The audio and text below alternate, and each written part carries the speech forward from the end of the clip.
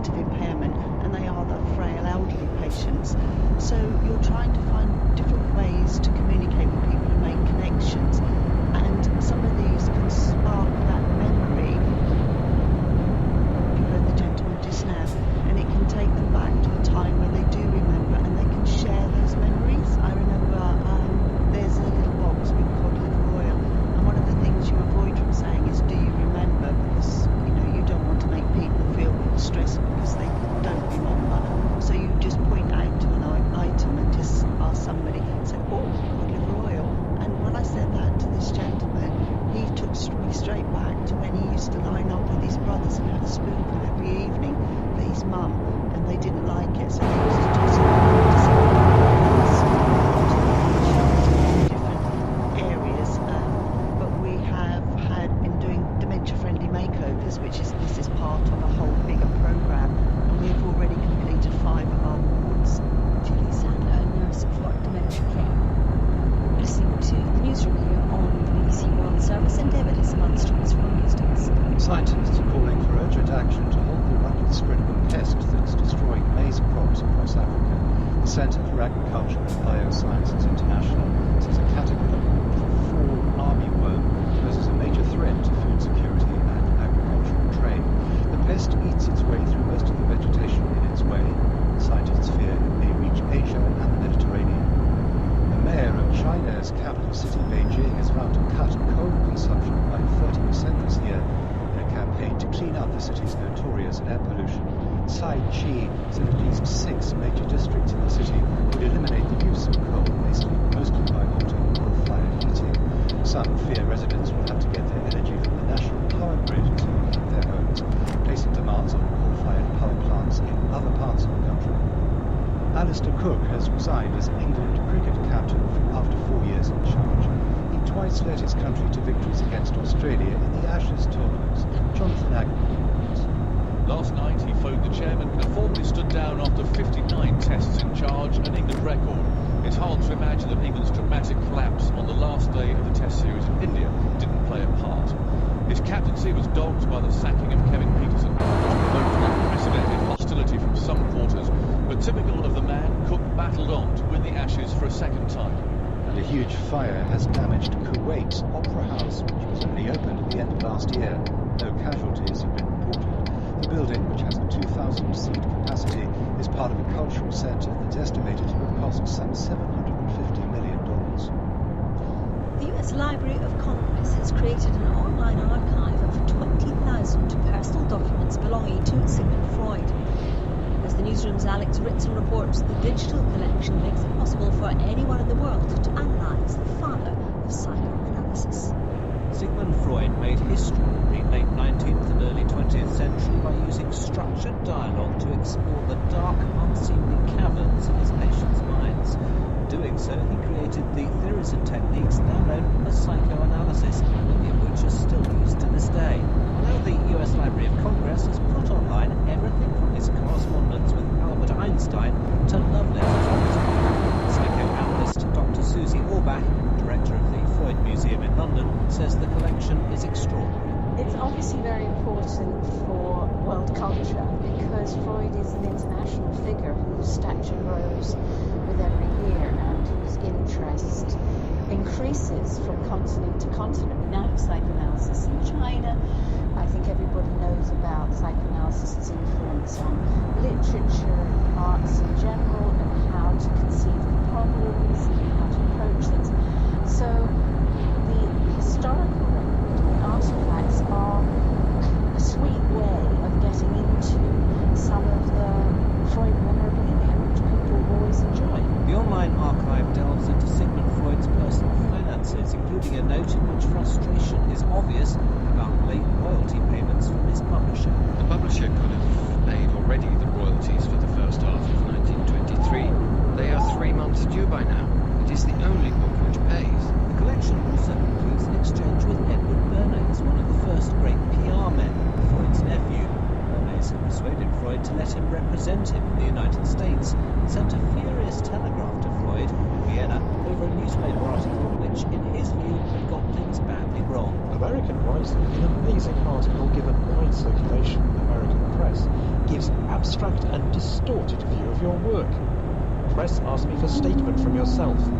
Urge compliance with this request. Sigmund Freud didn't seem too bothered though, or maybe his skills of psychoanalysis meant he could see a bigger picture. Never mind. Much of the collection is in commonplace handwriting and is actually posted to used to unprinted script. For those that persist, there's the chance, perhaps, to find new ways of thinking about the world we live in today. The Newsroom's Alex Rinson reporting there. You've been listening to the programme The Newsroom from the BBC World Service with me, Valerie Sanderson. Much more on our website, bbc.com/news. That's it. The Newsroom for now. Coming next, The Conversation, and we hear from two glossy magazine editors. And in 30 minutes on the BBC World Service, join Razia Iqbal for News Hour. Today, as judges continue the challenge against President Trump's executive order on immigration, what happens if he decides to ignore the judicial ruling? And we talk to a victim of child sexual abuse in Australia. An inquiry identifies nearly 2,000 alleged perpetrators in the Catholic Church. Then today's guest on Hard Talk is the entertainer Tina Clark. Well, I used to sing all the time, you know, I was just one of those musical kids, and I lived inside my own head, you know. There was always music going on, and I was always telling myself stories, very imaginative, I suppose. And with details of the Y Factor, here's Becky Milligan. Today, torture. When American President Donald Trump says that torture does work, we ask, can it ever be justified? Find out more at bbcworldservice.com/Y-Factor. Now, here's Kim Chakanetsa. It takes some backbone to run a glossy magazine in Nigeria, where power cuts and shaky distribution routes can make life a little tricky. But running a global celebrity magazine in Spain and Mexico comes with its own challenges, one being fierce online competition. On this week's episode of The Conversation, two women running magazines talk about keeping readers interested and why they think that despite all the headlines, print is not dead yet. After the news with me, Kim. BBC News with David Austin. The biggest technology companies in the United States, including Apple, Facebook and Google, filed a joint legal submission arguing that President Trump's travel ban inflicts significant harm on business. The statement to an appeals court in San Francisco said the now suspended ban on travellers from 7 mainly Muslim countries made it hard for US companies to attract talent.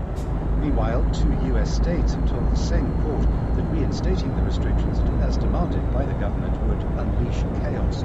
The Justice Department is expected to file a response later.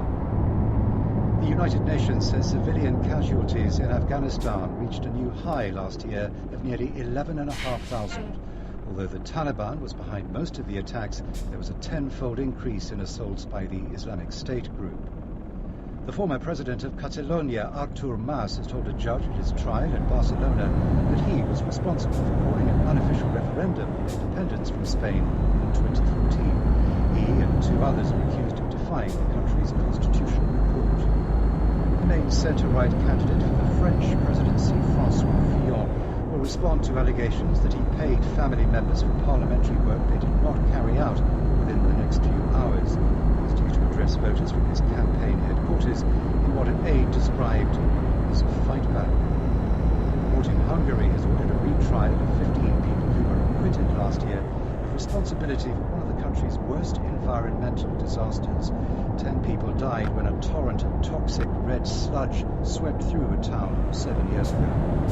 The former South African rugby captain Joost van der Westhuizen has died after suffering from motor neurone disease. He was 45. He was a key part of the team that triumphed at the Rugby Union World Cup in South Africa in 1995. That's the latest BBC News. Hi, this is The Conversation, the programme that delves into the lives of women around the world. Each week, 2 women from different countries with something in common get together for a chat. I'm Kim Chakanetsa, and I'm someone with, I would admit, a slightly unhealthy appetite for glossy magazines. I love thumbing through them and taking in everything from beauty advice to celebrity interviews. And whether these magazines are on a newsstand or online, they are big business. But what is it that draws us in? Is it about aspiration, that one day, should the stars align, you too could be on that cover? Or is it the more voyeuristic pull of reading about the weddings, baby babies, breakups and breakdowns of the famous. Well, to help me puzzle through their enduring appeal are two guests who have perfected the alchemy of the glossy magazine. Betty Irabo launched Genevieve magazine 13 years ago and is now a leading inspirational and lifestyle magazine in Nigeria. Betty will be in conversation with Martyn Sanchez Perez, who is the editor of Hello Mexico and the deputy editor of Hello Spain. Betty and Martyn, such a pleasure to have you. Martyn, let's start with you. If I was to pick up a copy of this week's edition of your magazine, what would I expect to see? Well, first we have to know what edition, because we have 31 editions all over the world. This is true. Spanish. Let's start with the Spanish. Well, let's go with the Spanish edition. The Spanish edition.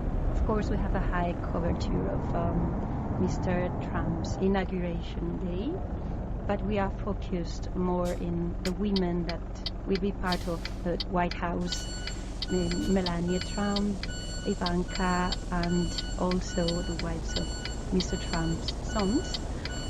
But it is not our big issue this week, because a very sad story happened, and it was the death of Bimba Bose, who is a very popular model, very young, 41 years old. She's the niece of the very famous singer Miguel Bose, and she belongs to a dynasty of very strong and very famous individuals.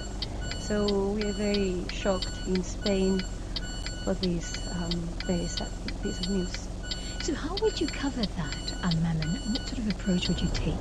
We had an interview with Bimba not a long time ago. It was like 3 months ago. In that interview, she told us the way she was facing illness, and so we've remembered the things she told us then.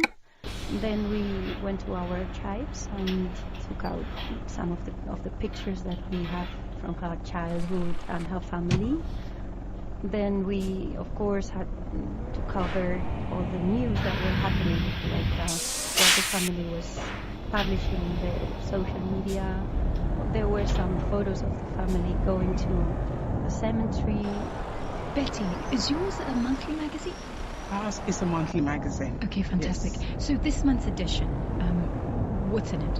When we started, we decided we weren't going to have a January edition. So we're working on the February edition, and of course, Love is in the Air. In the past, we featured hot men on the cover, or we featured love couples.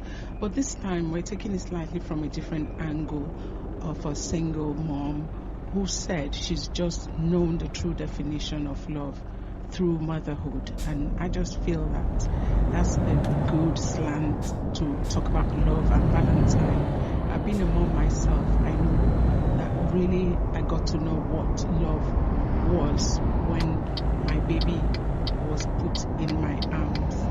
It's going to be a story that people would like to read, even though most of the time people pick up a magazine based on the celebrity on the cover. Sometimes we do things slightly differently and put a regular person on the cover telling a strong story. So it's between a good image and a good story, and sometimes we combine both. I want to know, Betty, why did you name your magazine Genevieve? Is there any special reason? I had like a million names for the magazine, and I went through a nightmare ticking off which one didn't sound like a name for a magazine. My daughter Sonia Genevieve, who is the assistant editor in Genevieve right now. I was born on the 3rd of January, which is the feast of St. Genevieve, because we're Catholics. And I thought, wow, the name is already there for me. And we decided, you know what, let's go for Genevieve. So your daughter works with you? Yes, she started writing for Genevieve at the age of 13.